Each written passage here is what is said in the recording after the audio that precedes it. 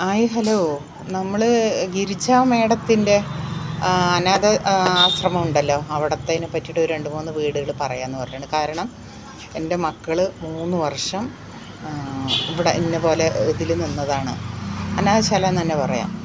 തൃശ്ശൂർ വില്ലടത്താണ് അവർ നിന്നിട്ടുണ്ടായിരുന്നത്. ആരും ഉണ്ടായിരുന്നില്ല അവർ നോക്കാനായിട്ട്. ഒരുവിധം പ്രായമായ ശേഷം ചേച്ചിയുടെ അവിടെ നിന്നു. അവൾക്ക് പേടി, കുട്ടികളൊക്കെ പ്രായമായില്ല എന്ന് പറഞ്ഞിട്ട് അങ്ങനെ ഞാൻ 3 വർഷം അവരെ തൃശ്ശൂർ വില്ലടത്താണ് കൊണ്ടുപോയി നിർത്തിയിട്ടുണ്ടായിരുന്നത്.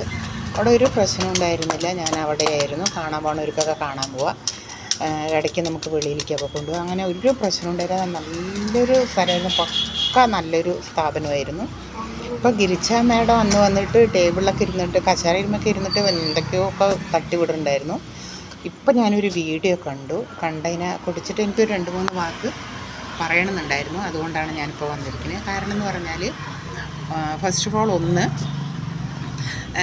മകൻ ആ പെൺകുട്ടിക്ക് ഒരു കള്ള കീ ഉണ്ടാക്കി കൊടുത്തിട്ട് ഡോർ അടച്ചിട്ട് പോകുമ്പോൾ ഈ കീ കൊണ്ട് ആ പെൺകുട്ടി ലോക്ക് തുറന്നിട്ട് അവൻ്റെ കൂടെ പോയിട്ട് കിടന്നെണീറ്റ് വരുന്നത് ഒന്ന്. രണ്ടാമത്തെ കാര്യം, അവിടെയുള്ള അമ്മമാർക്കും കുട്ടികൾക്കും പഴയ കഞ്ഞി, അതായത് പുളിച്ച പഴയ കഞ്ഞി കൊടുത്തിട്ട് അവർക്ക് വരുന്ന കാശും കാര്യങ്ങളും ഈ സ്ത്രീ എടുത്തിട്ട് അവളുടെ പേരിൽ അക്കൗണ്ട് ചെയ്യുന്നത്.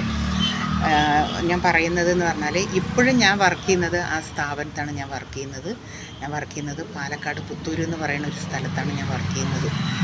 കാരണം അവിടെ 10-17 അമ്മമാർ, കുറേ അച്ഛന്മാർ ഒക്കെ ഉണ്ട്. അവിടെയാണ് ഞാനിപ്പോൾ വർക്ക് ചെയ്തുകൊണ്ട് നിൽക്കുന്നത്. പിന്നെ ഒന്ന് ഞാൻ കേട്ടതെന്ന് പറഞ്ഞാൽ, അവിടെ കൊച്ചുമക്കളൊക്കെ മൂത്രമൊഴിച്ചിട്ടുണ്ടെന്ന് പറഞ്ഞാൽ അവരിനെയൊക്കെ എന്താണ് പറയുക, അവരുടെ സ്വകാര്യ ഭാഗത്ത് മുളക് പൊടിയൊക്കെ തേക്കെന്ന് പറഞ്ഞിട്ട് അവിടെ ഇരുന്ന ഒരു പെൺകുട്ടി വോയിസ് മെസ്സേജ് ഇട്ടിട്ടുണ്ടായിരുന്നു. അപ്പം ഞാനത് കേട്ടിട്ടാണ് ഞാൻ പറയുന്നത്. അങ്ങനെയൊക്കെ നോക്കാൻ പറ്റില്ല എന്ന് പറഞ്ഞിട്ടുണ്ടെങ്കിൽ ആ സ്ത്രീക്ക് ഈ സ്ഥാപനം ഏറ്റെടുത്ത് നടത്തേണ്ട കാര്യം വരുന്നില്ലല്ലോ. വേണ്ടാന്ന് പറഞ്ഞിട്ട് ഇട്ടിട്ട് വെക്കൂടെ? അപ്പോൾ ആ കുട്ടീനെയും കുട്ടീൻ്റെ അമ്മനെയും അതാണ് ചെയ്യുന്നെങ്കിൽ അവളുടെ അവിടെയാണ് മുളക് പൊടി തേച്ച് കൊടുക്കേണ്ടത്.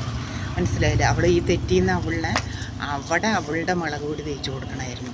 അപ്പോഴേ ആ എരിവും അതിൻ്റെ വേദനയും അതിൻ്റെ വിഷമവും അവൾക്ക് മനസ്സിലാവുള്ളൂ. മനസ്സിലായില്ലേ? ഇപ്പോൾ ഒരു കല്യാണം കഴിച്ചിരിക്കുന്ന ആളും പറയണ കേട്ടു, അത് കൊണ്ടയണെന്നൊക്കെ പറയണ കേട്ടു. നമുക്കറിയില്ലേ? എന്നിട്ട് ഇവള് വലിയ കാര്യത്തിൽ പാവപ്പെട്ട ഒരു പെൺകുട്ടിനെ കല്യാണം കഴിച്ചു, ഞാൻ നന്മയാണ് ചെയ്യണ, ഒരു നന്മമരമായിട്ട് അവൾ പ്രതിഷ്ഠപ്പെടാമെന്ന് പറഞ്ഞിട്ടൊക്കെയാണ് വന്നത്.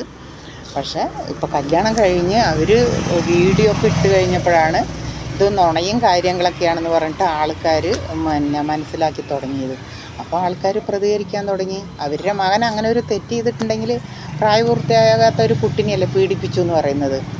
അപ്പോൾ ആ കുട്ടിനെ അവൻ അങ്ങനെ തെറ്റ് ചെയ്തിട്ടുണ്ട് പറഞ്ഞാൽ ആ തെറ്റിനുള്ള ശിക്ഷ അവൻ അനുഭവിക്കണം.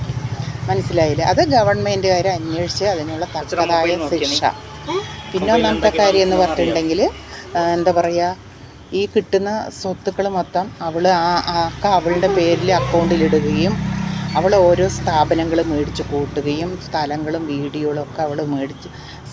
വീടും ഒക്കെ മേടിക്കുകയാണെങ്കിൽ പിൻവലിക്കണം. അവിടെയുള്ള മക്കൾക്ക് വേണ്ടിയിട്ട് നാട്ടുകാർ ലോകത്തു നിന്ന് അയച്ചു കൊടുക്കുന്നത് അത് അവൾക്കും അവളുടെ മക്കൾക്കും തിന്നാനുള്ളതല്ല, അത് ആ കുട്ടികൾക്കുള്ളതാണ്. അപ്പോൾ ഇതിന് അധികാരപ്പെട്ട അധികാരികൾ അതിനുള്ള ശിക്ഷ എന്താണെന്ന് പറഞ്ഞാൽ അത് കൊടുക്കുക. എത്രയും പെട്ടെന്ന് ആ സ്വത്തുക്കളൊക്കെ കണ്ടുപിടിച്ചിട്ട് അവളുടെ നിന്ന് മേടിച്ചിട്ട് ഈ പാവപ്പെട്ട ആൾക്കാർക്ക് കൊടുക്കാൻ ശ്രമിക്കുക. അപ്പോൾ എല്ലാവരും ലൈക്ക് ചെയ്യുക, ഷെയർ ചെയ്യുക, സബ്സ്ക്രൈബ് ചെയ്യുക, അടുത്തുള്ള ബെൽ ബട്ടൺ അമർത്തുക.